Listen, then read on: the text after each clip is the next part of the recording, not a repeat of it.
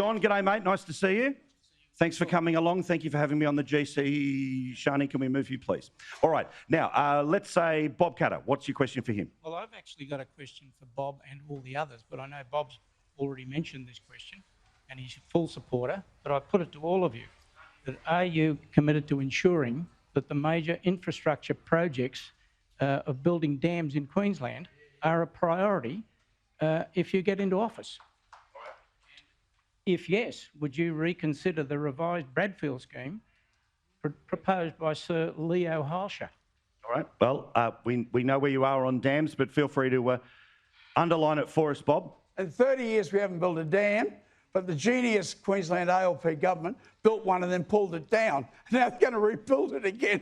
I mean, for an exercise. But look, please listen to me on this. Please listen to me on this.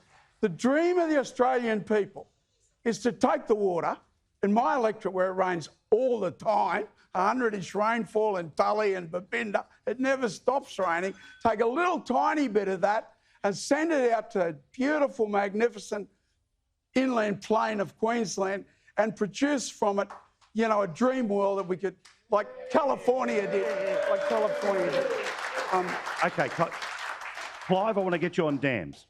Well, first I'd say that we are a third world country now, but we don't realise it because we've got such a high debt.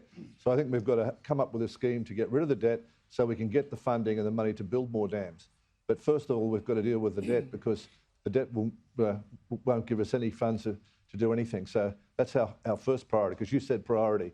My priority is to make Australia independent financially so we can do all the things and upgrade our infrastructure. Pauline, how do we deal with water? Well, What's your plan for Queensland? I've been talking about water for the last 25 years and it's been my priority to actually be drought-proof. We've got to drought-proof ourselves. I've actually been talking about the Bradfield Scheme on the floor of Parliament. It's been boo-hooed by the National Party, not interested, the Libs aren't interested.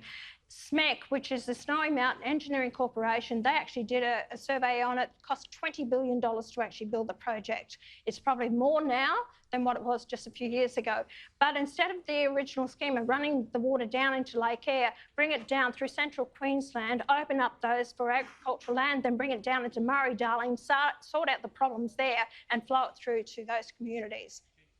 Campbell, you know this from both sides. Well, look, how do we get it done? Look, the light bulb moment for me came back when Brisbane and South East Queensland were facing that terrible drought back in the late 2000s, where Peter Garrett stopped the building of a dam, a Traveston Dam, on environmental grounds. We were down to 15% water, ladies and gentlemen, 15% for the nation's third largest city. And I say to you, if you can't build a dam to provide the sustenance of life, where can you build a dam anywhere in Australia? The problem is the Federal Environment Act, and despite talking about this for 10 years, neither Julia Gillard, Kevin Rudd, or even the coalition governments have done anything about it. They've talked and talked and talked about building dams.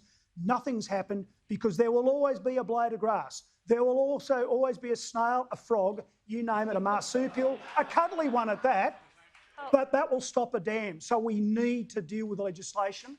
And I back the Nathan Dam, I back Hell's Gate, and I want to see these projects delivered. I'll be fighting for that. That's one of the big things I will fight for if I'm a senator for Queensland. You want another crack, Pauline? People have to know this, and the big problem is that when John Howard separated water from land in 2004, the problem is that they've actually privatised a lot of the water. A lot of the water in Australia, 20% of our water is actually foreign owned. We've moved on the floor of Parliament to have a national register who owns our water.